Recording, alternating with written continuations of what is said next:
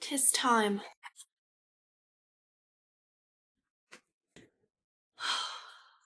It's time. 2025 is here, and I feel like I just need to talk.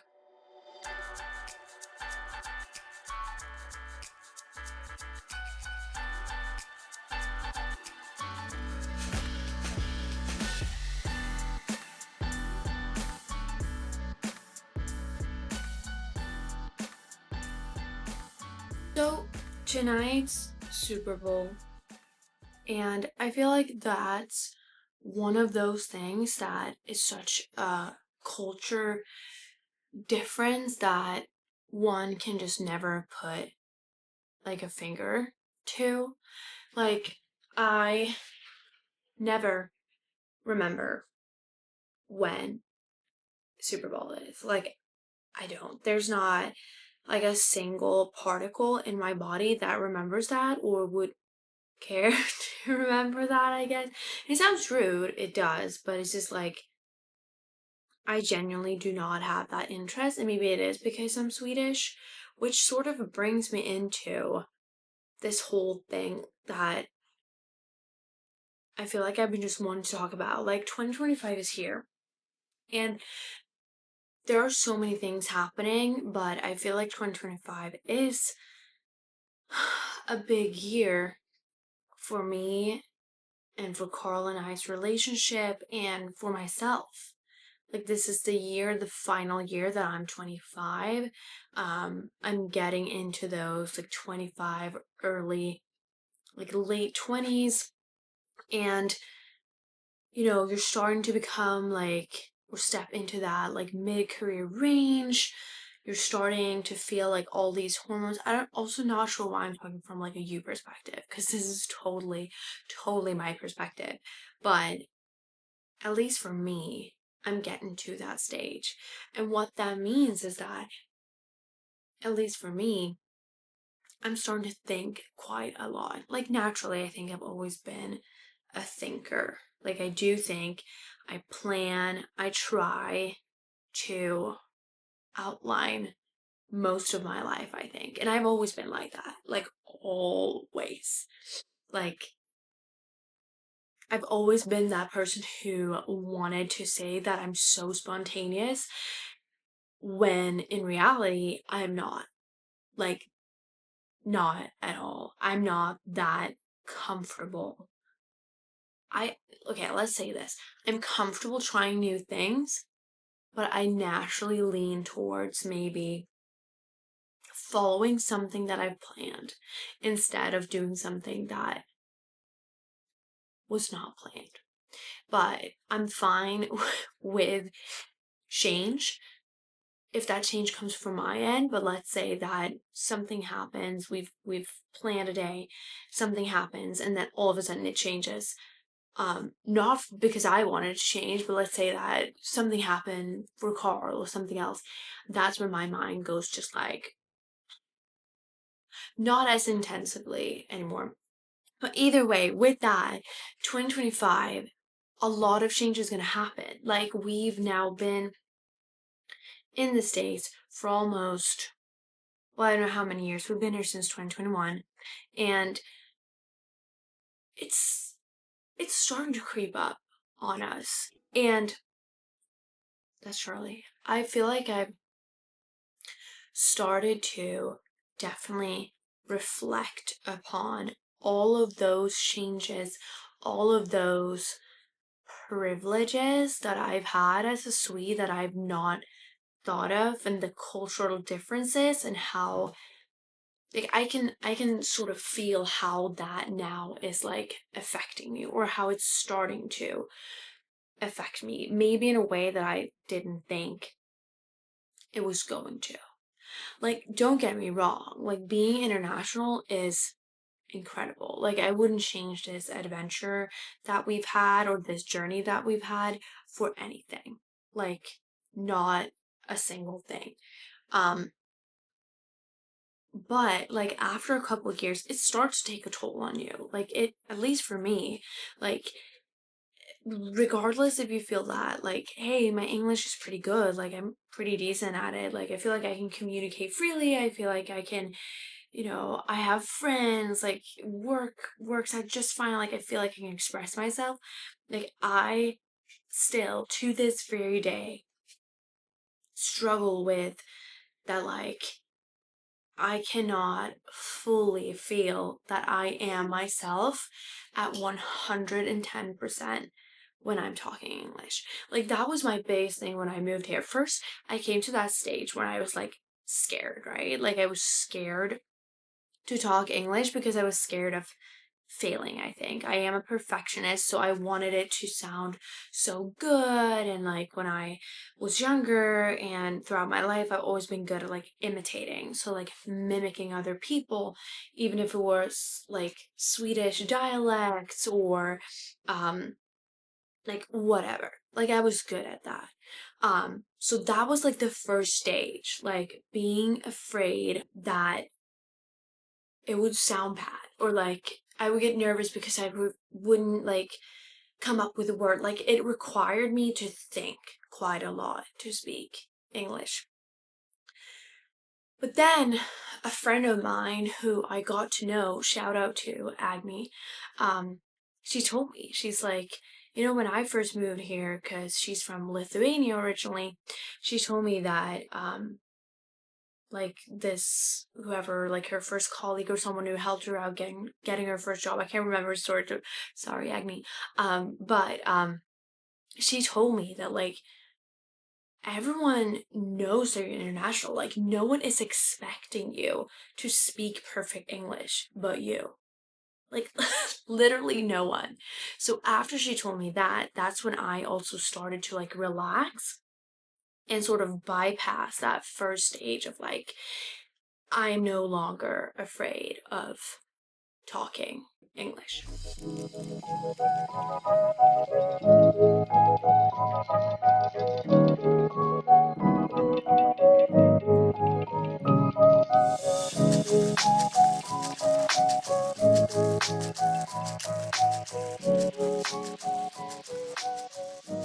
So I bypassed that. But then I came to this sort of second stage where I started to panic a little bit because I felt that, like, when I spoke English, I had this other identity. And I'm sure that there's like tons of research out there like about this actual topic because I swear that there must be something like I don't know, I almost want to look it up, but like when you speaking another language, at least for me, like it felt as if I was this other person. Like I couldn't naturally make jokes as I would want to. Like I've always been like a fun, like jokester, and all of a sudden I couldn't. So it felt that like I was like losing a part of myself. And it was weird. Like it was strange. That was a tough transition too. But the more I spoke English because I was studying on English, all the friends I made here has been American. I have not met a single Swede in my age or Scandinavian, only older, like literally like housewives that I made through an associations. And oh my gosh, I love them to bits. They've been such a fun part of this too, or just like a homey part of this too. Um, but like that for me, the more I practiced that, I worked on English too. Like I spoke English every single day, and after a year or two, that's when I felt like, okay, I feel like I can relax now a little bit more. I feel like maybe my personality does shine through a little bit more. But it certainly wasn't natural. Like it was tough, and I remember like crying like quite a lot about I was quite upset about it because and Carl certainly knows this, but like I that was a tough part for me.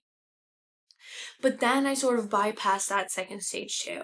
And but nonetheless, like now I feel like I'm in this third stage where it's like I don't know if it's like mixed emotions of like parts of me wanting to or starting to miss home, but I'm definitely thinking a lot more that like, we're not thinking, but I've just come to terms, like realize that like regardless of how relaxed I feel that I can be and how naturally I feel like I can speak English, like I'm still not 110% me. Like I don't have to think anymore. Like it like I just speak English now. Like it just like comes out of me.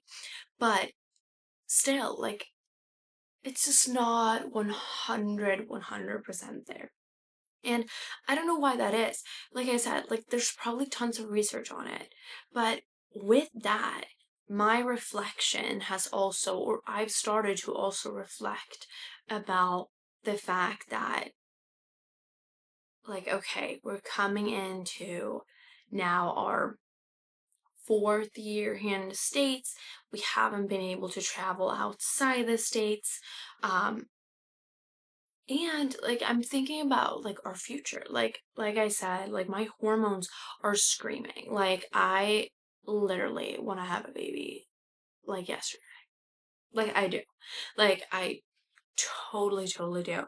And with all of that, you of course start to think about like, oh, where should we live? And I swear, like when we moved here, I could not even see myself remotely close to living in Sweden or even going back to Sweden. Even breathing and like talking about Sweden made me want to like vomit. Like I hated Sweden. Like when we moved, both Carl and I were just like so sick of everything that had to do with Sweden.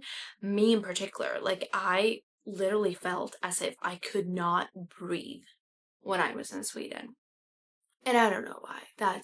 I don't know if that's my adventurous spirit, me never being able to just stick to one thing and just do it. Like I've always had this urge to explore and do something more.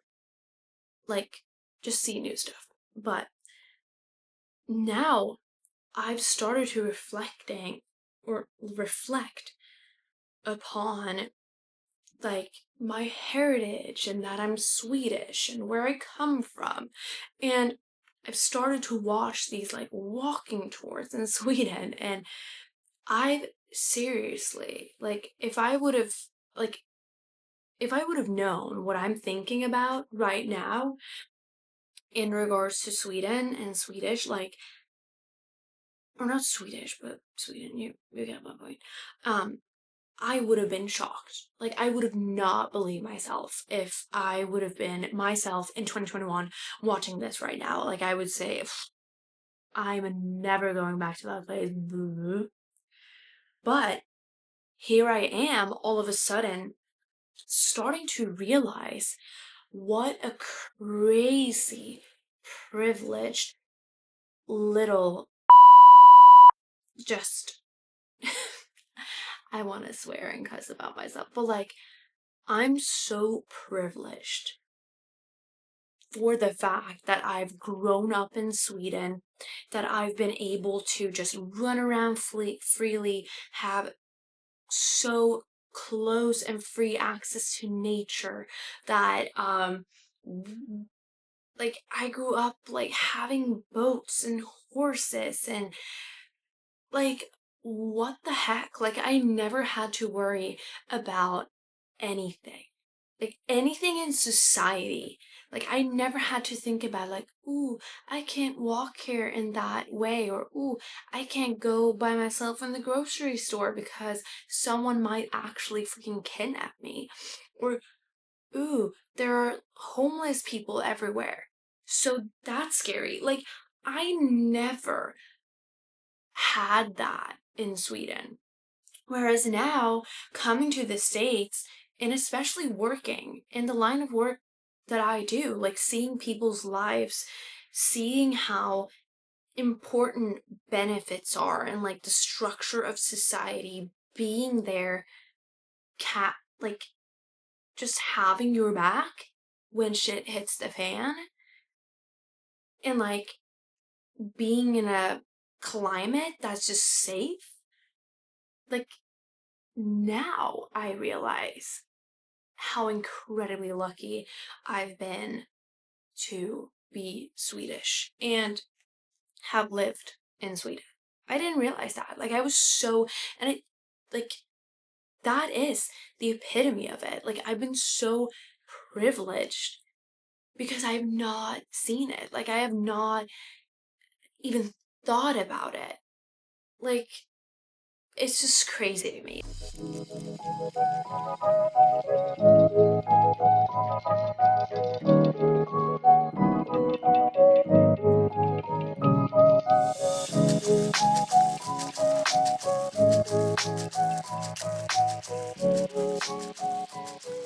Like that reflection, which I think is so great about this whole being an expat and being international, like you start to reflect a lot and see certain things that maybe otherwise you wouldn't.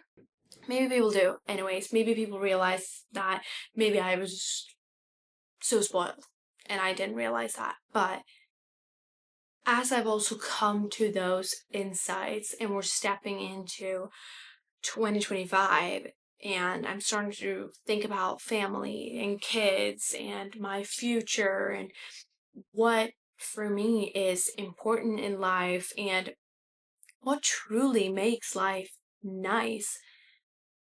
Like I'm starting to just like realize like damn, like being European is pretty good. Like it's pretty darn good. Like it's also crazy, which is also another spoiled thing that I could just take my bags and we could just pack our things and move. And then we would have the entire, how do you say it? Like we would have Europe to ourselves and for us to just be in and work in and live in with all the benefits that comes with holidays and weekends and the safety and the security. I mean, it's definitely changing over there. Like, I've not like lived in a cave. Like, I watch the news. I watch the Swedish news every day. But like, still, like in comparison to here, it's like, yeah, you know. But I still love it here. It's not that I don't love America. I do love it here. Like, the culture is, I think, so much more aligned with who I am. I've always been like the things that I now appreciate with Sweden has also been the things that I have hated the most. Like the fact that no one in Sweden would ever like put sweatpants on and wear Crocs and go to like the supermarket to buy groceries. Like the day you see like a proper Swede do that, like call me because I don't think that's gonna happen. Like ever. Like when one of Carl's friends were here, I asked him because we came, like we were meeting him and like we all came we came I came in like my Lululemon like leggings and a hoodie and we took a drink in that. Like and I told him like so, has it gotten more relaxed in Sweden? Like would people do this? And he was just like, no. So, I mean, point being, like, those type of stuff, like, I can now miss because, like, yeah, I've been wearing hoodies for quite a while, but like, I would never do that in Sweden, right? Like, I would never go out in like my little lemon tights and just be all relaxy. Not in 2021 at least. I'm not sure if it actually has changed now, but to that point, like I do love that part of America where it's like everyone is so welcomed here. Just in every shape, way, or form. And that's something that I love about this country and makes me proud of being part of this society because never ever have I felt so welcomed from day one. And like that starts with my ever first friend, Casey. Like how incredibly kind and warm and open and welcoming she was. And like the entire school community, the work community, like communities, that there's a fact that there are freaking communities here because that's not even a thing in Sweden. And that's one of the things that I think that if I were and if we were to move back, I would miss the most. That's one of the things that I think about quite a lot is that, like, dang, like, there's just not that community portion. And the fact that it's like, I'm not gonna step into politics. Like, I'm just not gonna do that. Because I would just not, that would be like, yeah. Let's just skip that. We all know why we're not talking politics because everyone thinks different. That's okay, but I'm just not gonna talk about it more here. But nonetheless, my opinion without politics mentioned, I do think that Sweden is so small. I mean, it's the size of, we have 10 million people in the entirety of Sweden. That's like the size of Manhattan, okay? So, like, it's small. Hence, sometimes the mindsets and maybe opinions follow each other very closely. Like, there's not that much diversity in thought as it is here. And that's also one thing that I think I'm gonna miss because that has been very, very, it has felt as a relief when living here. Because you can go back and forth and you can discuss and you can think whatever you want to think. And it's like, okay, kudos to you. Like, I respect you. I hear you. Want to go grab a drink? Like, I admire that with the American culture.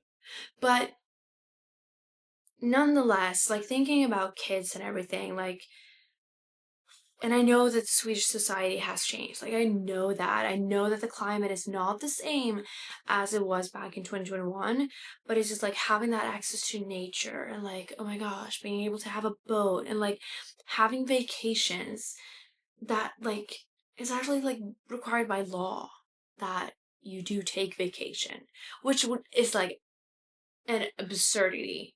I don't think that's right, but like that would be absurd to like Americans to have it like required by law that like you need to take vacation, which is like the thing because yes, you can earn so much money here. It's not even funny. Like comparing salaries to Sweden and like what you can make and say, not funny. Like not funny at all. Like that is like the biggest con ever. But is money everything? Ugh. Obviously not. Like, so, and I mean, it doesn't matter because here too, it's like you have to work so much, right? Like, the tempo is insane. And, like, if you, one of you, like, in a relationship or even the two of you have to, like, work that hard and with that high of a tempo, like when are you gonna spend all that money? And when are you gonna have time to actually be together? So like it's all of those things that I'm starting to think about. And I'm not sure if that is a common expat thing to start to like after a while miss home. Because that's what it comes down to. And like I said, like I never in my entire life thought that I would say that like, dang, like Sweden, home. Like I might miss that, but I do, and I have really realized that I've been such a privileged, and I am such a privileged person for have had the pleasure and the privilege of having to seriously have grown up in Sweden. Like, and that's just like, don't I want to give that to my kids? Like, you know. But either way, that's all that I'm thinking about right now. And I don't know why that is. Like, like I said, I don't know if it's a common like expat thing. Like after a couple of years, you start to like think about all these things that like you start to miss something that's not there because you don't have your family clothes. Like you don't have the old friends clothes. And I also do understand that it wouldn't be the same when I come back. I've changed and other people have changed and society has changed. Like a lot of things have changed. And, you know, but I don't know. I also do feel that like and I am of that opinion that like or at least for me, like Carl and what we've created is my home. So like wherever he is and wherever we are, that's always going to be home to me.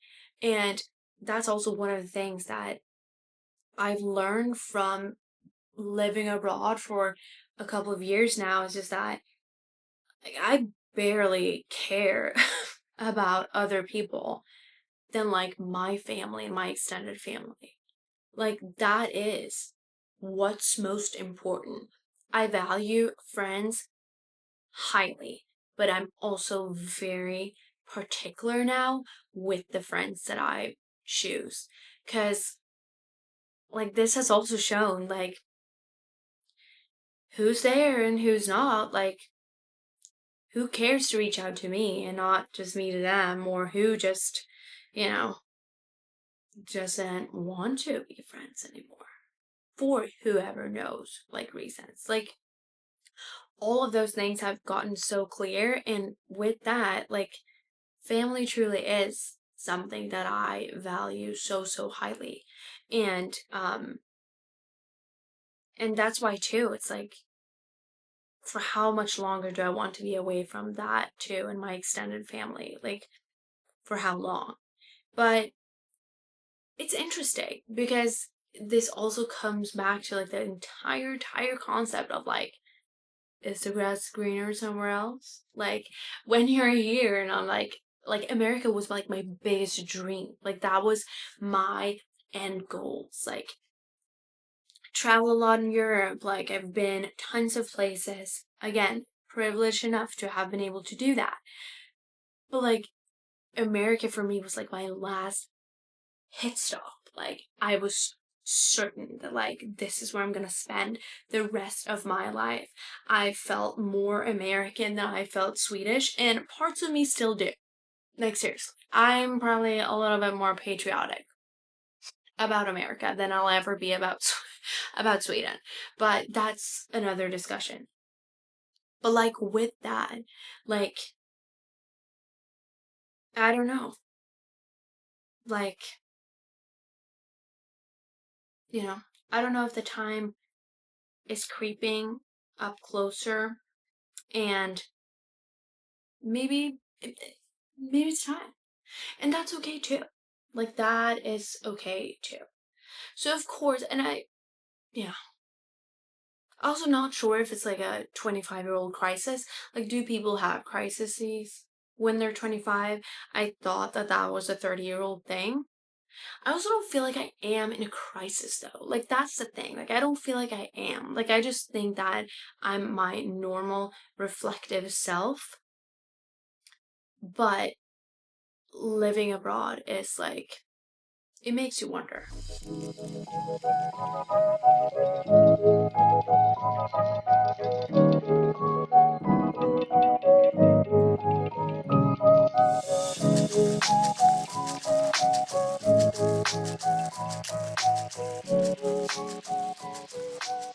Brings me back to the whole grass is greener thing because it's like when you have that, it's like you want something else. Or like you start to think about always like like like if I don't like it like even like when I was younger, it's like oh, I'm blonde. I want to be brunette. You know, it's like always that thing, which I feel like I'm definitely practicing more and more, particularly through my faith and my religious beliefs. Um, because like the grass isn't greener, but that's also not what I think that this is.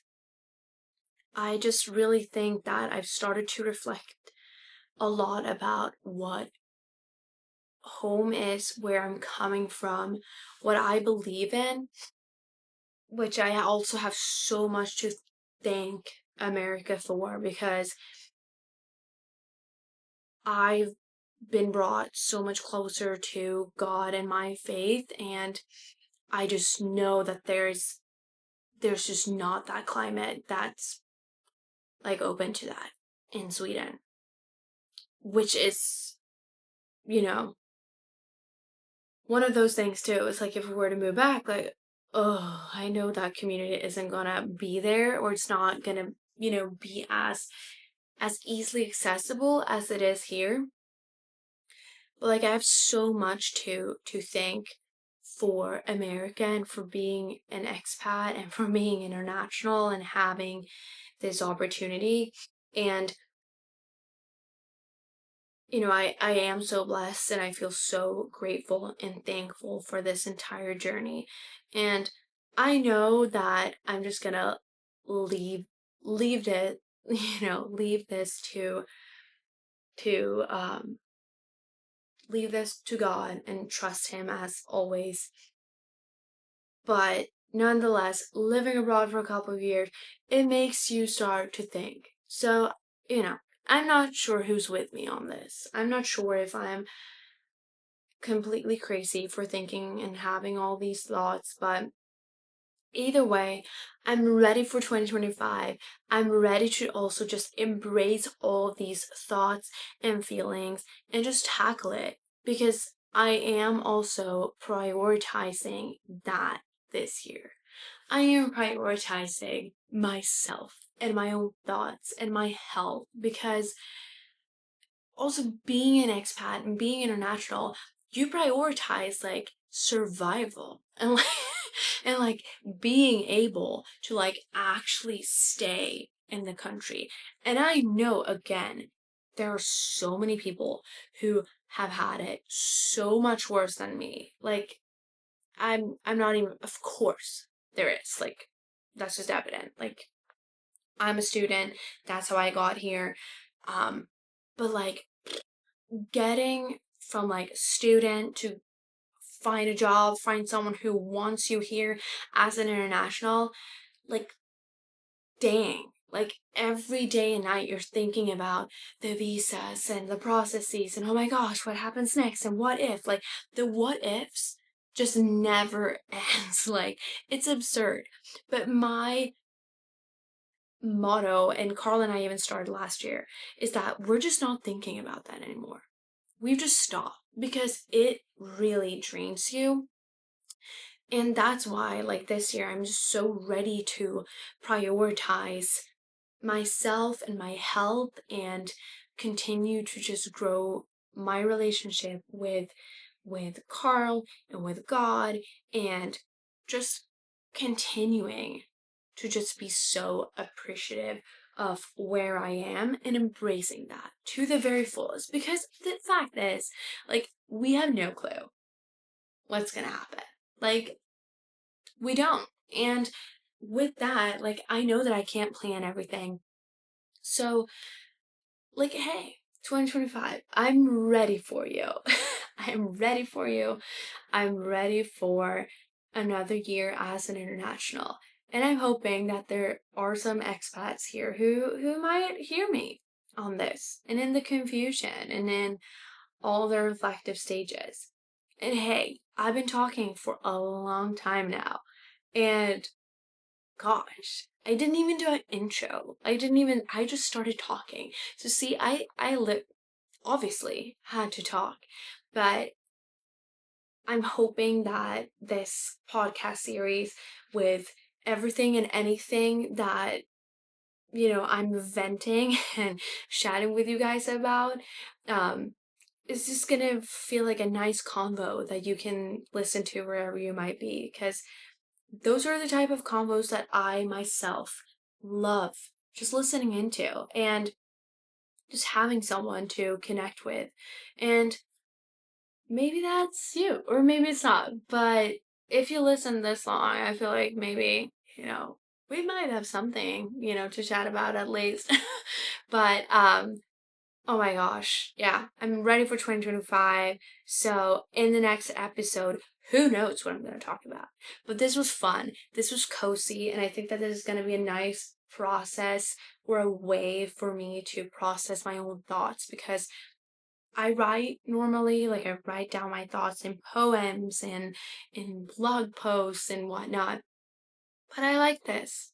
So, we'll see. I think I'm going to continue. Um, and if I do, I'll see you in my next episode. But thank you for listening in, you guys. And have a great start to your 2025 now. Like, dang, we're in 2025. Like, that's crazy. But yeah. All right, now I'm gonna go and socialize with Carl. Because he's probably like, who and why is she taking this long? Like, why is she talking to herself this long? So I'm gonna go and do that. But thank you guys so much for listening, and I'll see you in the next episode. Have a good one.